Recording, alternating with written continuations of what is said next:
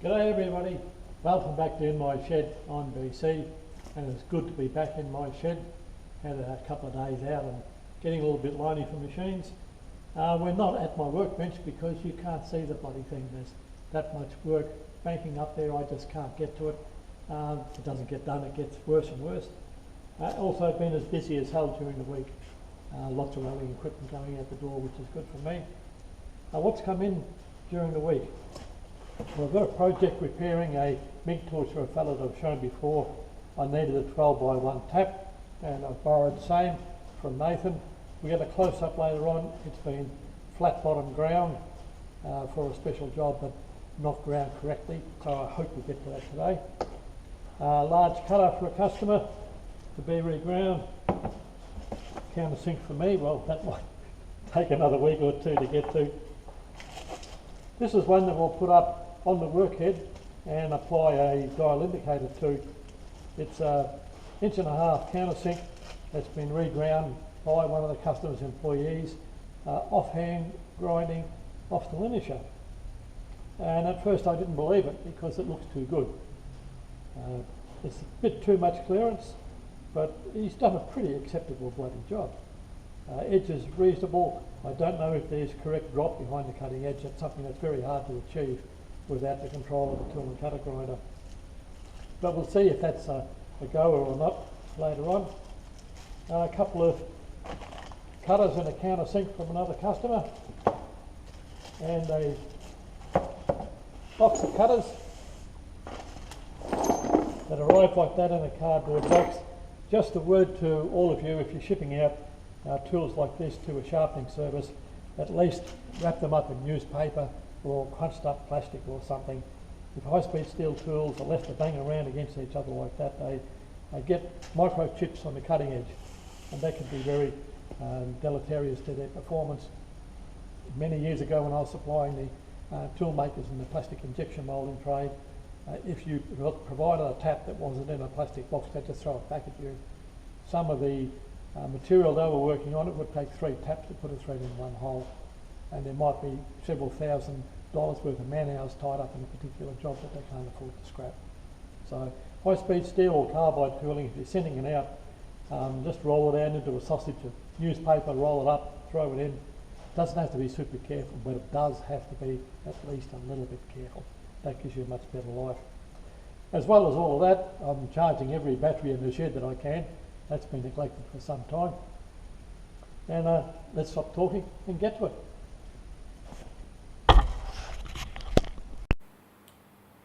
G'day there guys, the old bloke back again. I'm not starting on today's episode yet. I'm just having a look back at the last lot of work we were doing, sharpening this cutter. And this gives you a bit of an overview of the setup. I'll get my hairy arm in the way now. You can see me indexing off the indexing ring at the back. Work head. This is quite a small indexing finger. I was trying to get rid of a bit of the vibration. The big indexing finger is very difficult to use when you're swinging the head back for the second clearance or secondary clearance there. A lot of setup, changing everything all the time, so if you can index off the work head, you don't have to change it for any change of setup. But when I look at that, the whole thing is bloody cantilevered to hell. To get the length needed for the cutter to stick out of the work head, I've had to turn the sub-table 180 degrees to crank it back. Then that's a little bit too far because the T-slot moves that much, so you've got to reverse the work head to get it back half the way. It's like take back one Kadam in bloody Indiana Jones. The whole lot is cantilevered from the pivot point down here, which is the only clamping force that holds the table down. The table sits on a ring around the bottom of that casting, in inverted commas. I don't know how bloody flat that is. And I think I'm fighting against the 8-ball. Doing small amounts of work on a small cutter, choked right up with the original collet, the bush, you would take that much out of it. Maybe it performs really well. It could just be I'm working outside the envelope capacity of the machine. Maybe.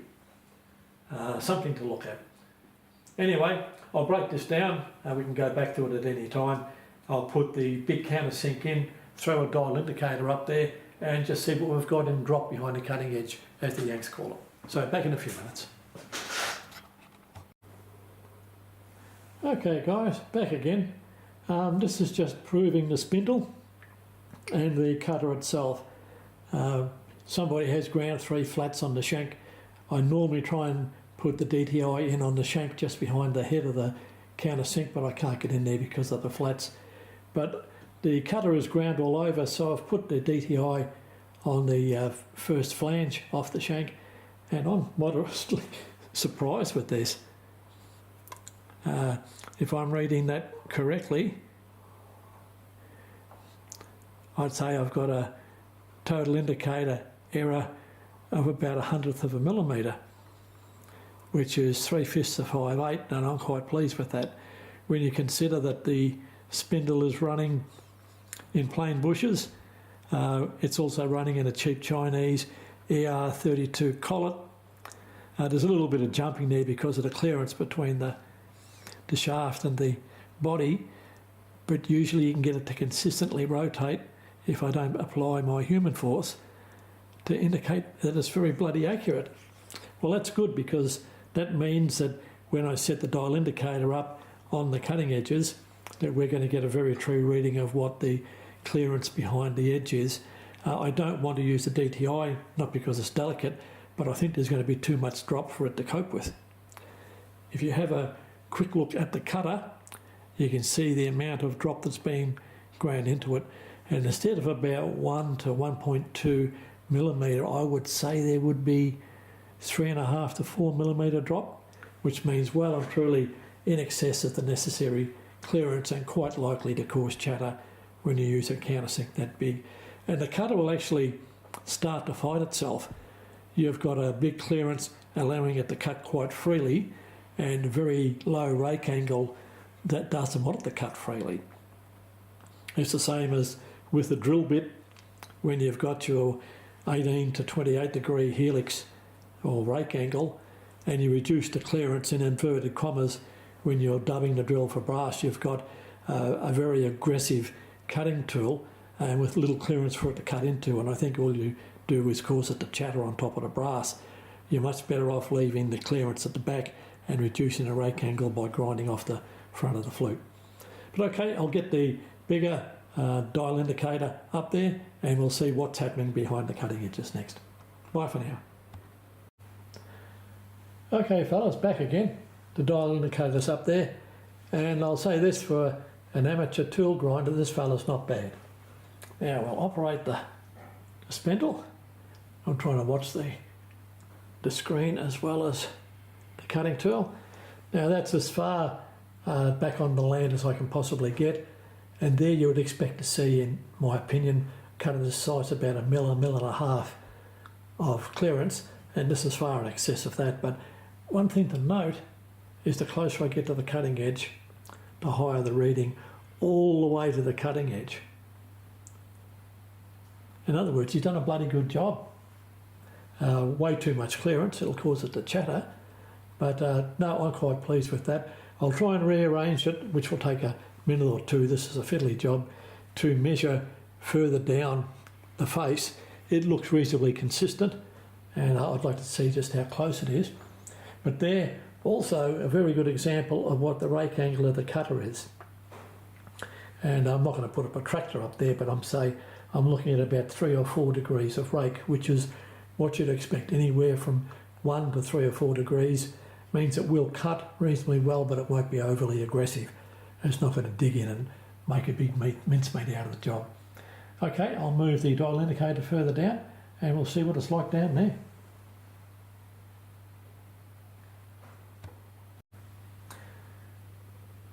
Okay, back again. This is probably 3/4 of the way down to the tip of the countersink. It's making it a bit awkward for me. But exactly the same story. Right up to the cutting lip. Way too much clearance, but consistently going up means it has ground reasonably well. So for a sheetie, he's a fairly good offhand tool grinder. We'll get this up on the form relief grinder and try and bring it back to reasonable clearance, and I'll give you a bit of a view of that. Please let me know what the audio is like on this camcorder. It's very hard for me to see from here, and getting used to the controls, it's not as easy as I thought it would be. But we'll regrind it and see how it comes out. Bye for now. There we are, guys. Just touched off. Got the machine running, obviously, by the noise. And we'll just crank it in one thou at a time and see what happens. Once again, please comment on the audio. I'll try and put a mic in when I can, but working this machine and trying not to trip arse over here on the tripod isn't easy. So let's go for it.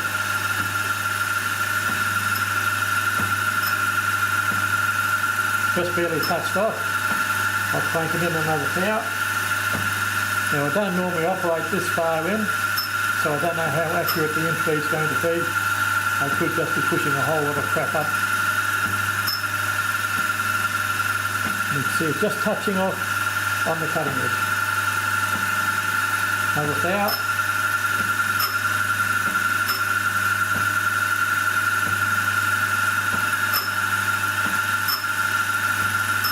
It sounds like it's touching off on all three cutting edges at the same time, and I find that incredible for something that was offhand ground.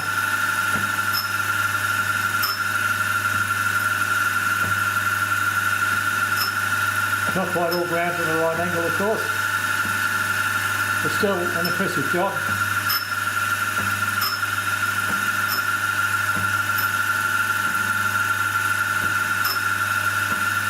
Just seeing it chewing up there.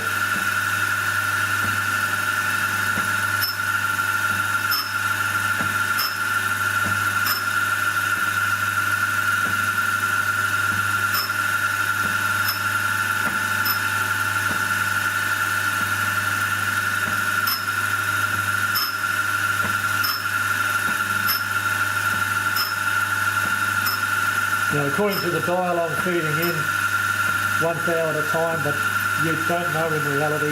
As I said, I don't often use this part of the slide because I normally use the 6-jaw chuck, but it's an old imperial size countersink and I've got a 1/2-inch collet for it, so I was very lucky there. I'd much rather run it in the collet than in the chuck. Even though I pulled the chuck apart and cleaned it out, I think it's showing about, maybe 1 to 1.5 thou out, sometimes a little bit more, which is to be expected.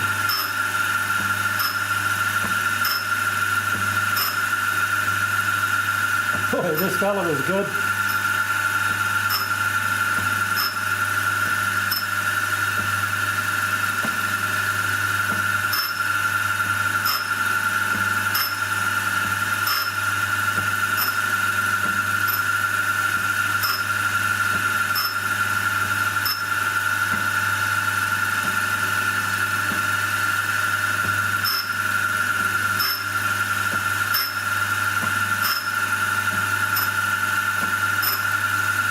I think this will recover quite well.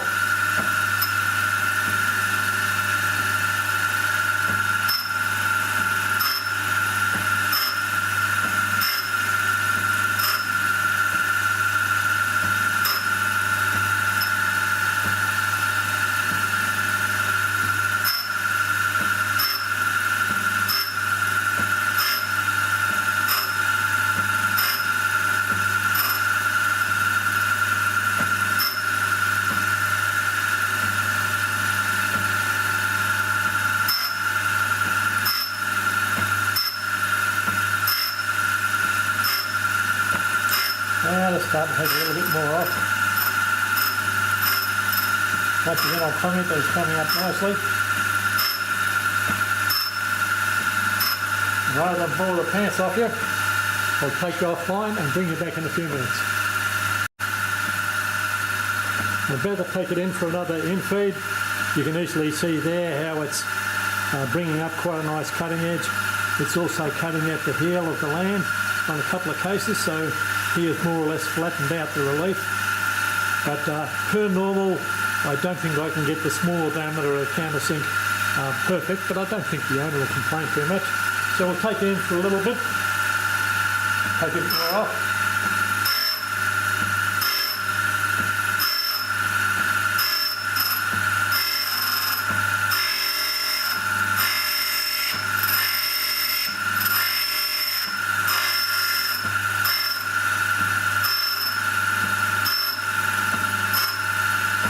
coming out well.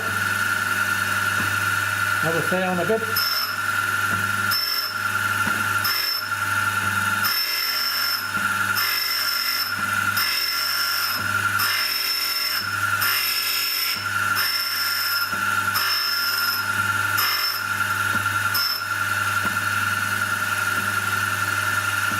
Okay, I won't bore you too much, but look at that wonderful finish shining off that countersink from a 46 grit work.